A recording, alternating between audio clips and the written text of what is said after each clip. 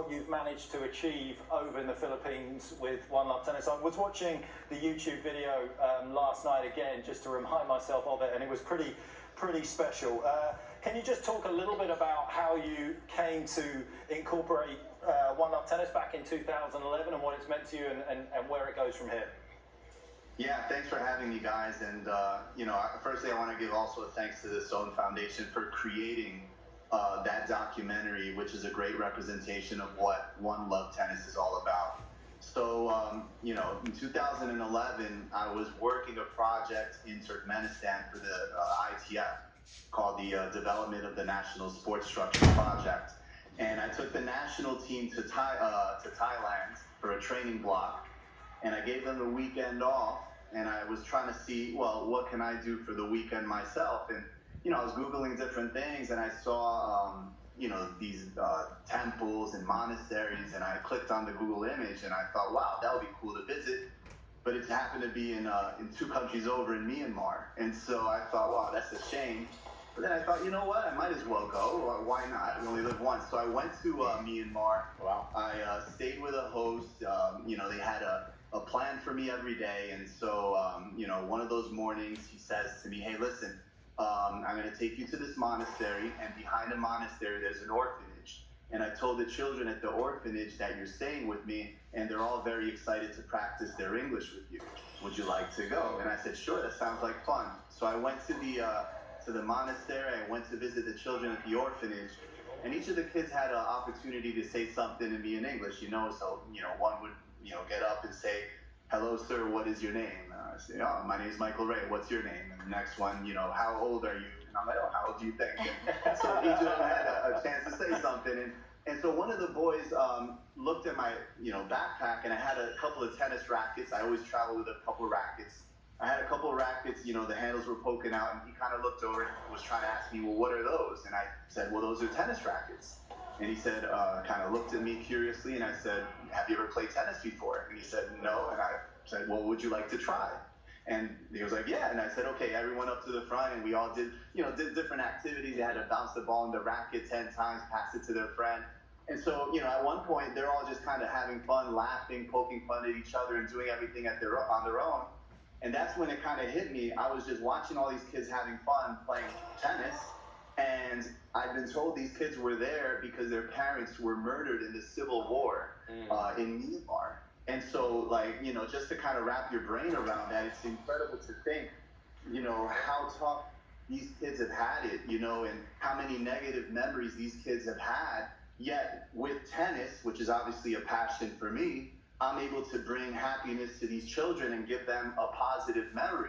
And so since I travel so much for work anyways, I thought, well, I can always visit an orphanage or an at-risk youth center, when I have a chance to spend the day with the kids, give them some rackets, nets, balls, shoes, teach them the game of tennis. And that's something that they'll always have with them for the rest of their lives. And so, I just basically was traveling around doing this all on my own. And, obviously I was, bringing happiness to the kids' lives, but it was bringing a lot of happiness to me. Yeah. And so that's sort of how it began. Yeah, and then we're looking at some of the images here in the Philippines, and it looks like, you met an individual that had a court in his backyard, and it was just full of mud and dirt. Salvador Gomez, yeah, right? Salvador Gomez, and you went there and you said, hold on one second, how can we build a court? How can I help? And you were able to help him build a court there. Yeah, and Nick, so I went to visit Salvador when I was just connecting through the Philippines on the way back home. I messaged him. I'd been following him for years on social media, and I messaged him, and he graciously invited me and a couple of my friends to visit him and the kids. And it was such a heartwarming experience. And he said to me, one of my dreams is to build a proper tennis court in the front of my house. Wow. And he had already been planning for this. They were basically in the front of his house, they were basically fixing a road, and he was allowing the community to park the heavy machinery in his property in exchange to leveling out the front of his house in the future of the possibility of a tennis court. And so I promised him, you know what, I will help you make that dream come true one day. I don't know how I'm going to do it, but we were able to make it become a reality. Unbelievable. Michael Ray, I watched this last night as Petch did, and I got tears in my eyes just because you've changed so many kids' lives. You've made such a positive impact on them to have that court. And I also couldn't help but notice so many of them were playing in bare feet, but there were a few that were really good tennis players. And what's happening with them? I think at the end of the documentary, it said that so many of them, their dream would be to play college tennis one day. Is that kind of what it's about? Give them something to do, some positivity, but maybe the good ones could actually play college tennis. Absolutely, Tracy. So they, go to play tennis over Salvador's before school and after school. And, obviously this is a positive thing for all the kids to be involved in. But aside from that, the ones that, stand out had the opportunity to get scholarships in the Philippines or maybe outside of the Philippines, depending on their level. Right. But it just opens up so many opportunities for them. And not only that, these kids, when they get their education, they're going to come back to their town as professionals, have it be doctors or lawyers or whatever it is they pursue, and they're just going to continue to create a positive impact. So it's the whole ripple effect is you can't even wrap your brain around just simply by having the opportunity to play tennis. And I'm just helping Salvador to pursue his dream. And that's the beautiful thing about social media. We do sort of look at it a lot of the time, feeling as though it's kind of a den of deceit, but at times social media can throw up these opportunities and inspirational stories, Michael Ray, that you've shown, because Salvador's in itself is a pretty inspirational story. Obviously left the Philippines, he went traveling around kind of New Zealand, he was on the boats, I believe, and then he kind of came back with this love of tennis that he'd never had up until that point to put down this court. If you are watching this at home, please go and watch the video, go and watch the documentary. It's stunningly produced, but it's also the authenticity of the documentary that hits home the hardest. This is a piece of earth that he has turned into something that is going to be the foundation for these kids' lives. Yeah, absolutely. He traveled working on boats for years, and one of the owners of the boats had a place in Fort Lauderdale, and he'd stop in Fort Lauderdale and watch people play tennis, and that's where he picked up basically the love for the sport. And the first thing that he did when he got his first paycheck was buy a tennis racket. And so it's an amazing story, really. And Michael, we were on the phone yesterday kind of discussing, where you kind of look for locations to build courts. And I believe you're kind of looking at the Dominican Republic right now. And you had a story about a girl that you had met and a family you had met that's kind of driven that dream.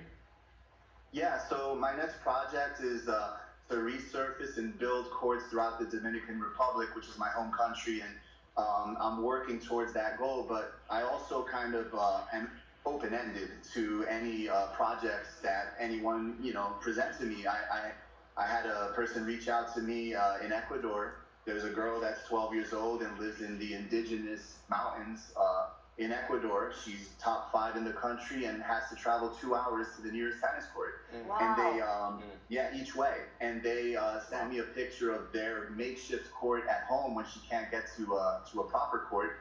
And it was basically chalk in a backyard on some grassy field with a net up. And so, these are really the cool projects. And not only, am I trying to help the kids out, but this is also creating opportunity for aspiring coaches, for different programs that can be created in the area where there's really no tennis involved. Because tennis has so many positive benefits, had it be physical benefits, mental health benefits.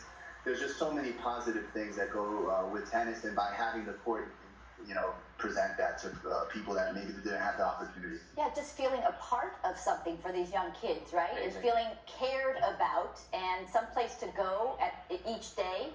I mean, we have a lot of places in the United States where the kids go to get educated and they get to play tennis, but look at that tennis court. I mean, they're playing with their feet on dirt. And is there a website that you have that people can help, can get involved? I'm like ready to travel over there. Come on, Tennis Channel, we're going. We're gonna help them out. I mean, it's just wonderful. Absolutely. The website is onelovetennis.org. There's a donate button, and there's also a contact us button. Sometimes people, send material, which I'll bring with me to my projects: rackets, balls, nets, shoes, clothes, or donations, obviously, to help build the court. But yeah, onelovetennis.org. You can reach out to me and learn more about the foundation. Is the ITF involved at all, the International Tennis Federation? I mean, I know they have so many projects going on, but they do like to help we've seen kids in Africa. Yeah. Haven't we seen kids in Africa where they're out on this court that they made in their backyard? Have they been able to help at all? So I've reached out to the ITF. I've worked several projects for them, so they're aware of what I'm doing. Also, different foundations have reached out to me. There's a foundation called Tennis Aid, which basically collects professional tennis players' gear once the model changes from the French to Wimbledon to the U.S. Open, Wow. and then they'll give that gear out to at-risk youth or to underdeveloped countries, or even to myself to bring to different projects. So there's a different ways to help out. It's not just monetary, but I think as a whole, is the main thing is for people to understand there is a foundation out there that is helping kids and helping people through tennis, and we can all do it together.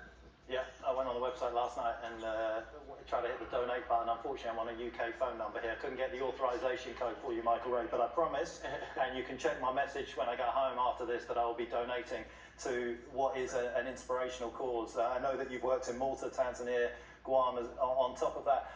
I'm curious, when you look at the Dominican Republic, you've got a pretty big plan there, I believe. You're looking to try and get sort of 10 courts up and running. It's quite a number of courts. It's tough enough to get a contractor in the UK to come around and fix my boiler. How do you find these people in these locations to come and build tennis courts? So what I'm doing in the Dominican Republic is I'm opening up an application for whoever needs help or needs a court to be fixed or resurfaced. In the Dominican Republic, I have a lot more connections. Obviously, Salvador was a straight direct point of contact that I had in the Philippines. So each case is a little bit different. And it's not that easy, especially when you're working, in a different country and trying to get things accomplished. But yeah, basically that's the way I do it. I try to figure out who needs the most help and where I can do the most impact. Not only, building, the idea isn't just to have the court built, but it's to create the programs and opportunities for people to benefit the most out of having a court. Well, Michael Ray, we can't thank you enough for being on the show with us. I mean, tennis is a sport for a lifetime, and that's what you're creating for these kids, a way to kind of get through the things they're getting through into a sport that's just so great. And again, we will be doing everything we can at Tennis Channel to help out. And onelovetennis.org, everyone can see there, and everyone should go there and help donate to what you're doing, because it's such a great cause, my man.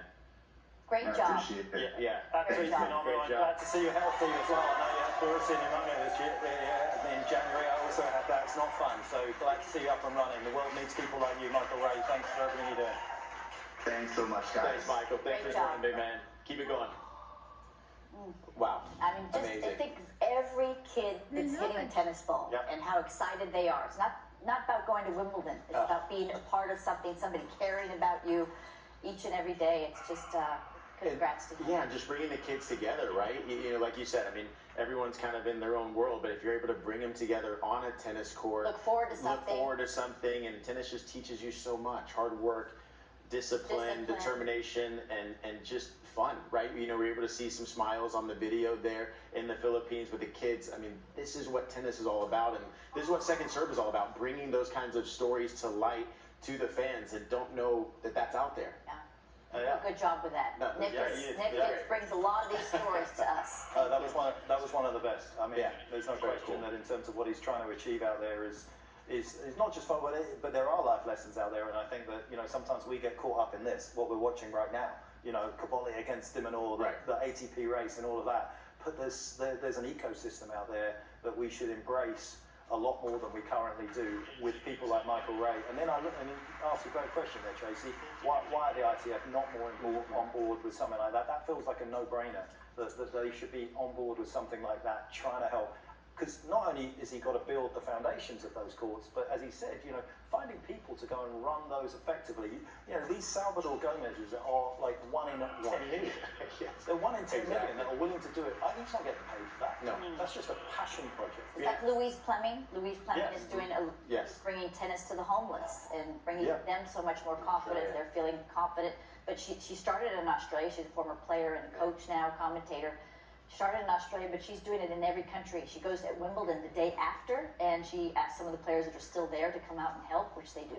And for Michael Ray The players, tennis family's amazing. and for Michael Ray players to get in touch, or for actually the family and the daughter to get in touch with him in Ecuador, top 5 in the country, and she's having to go 2 hours there to practice, 2 hours back, and if she's not able to make that drive or that way there, then they just set up a net in the backyard and find a way to hit balls.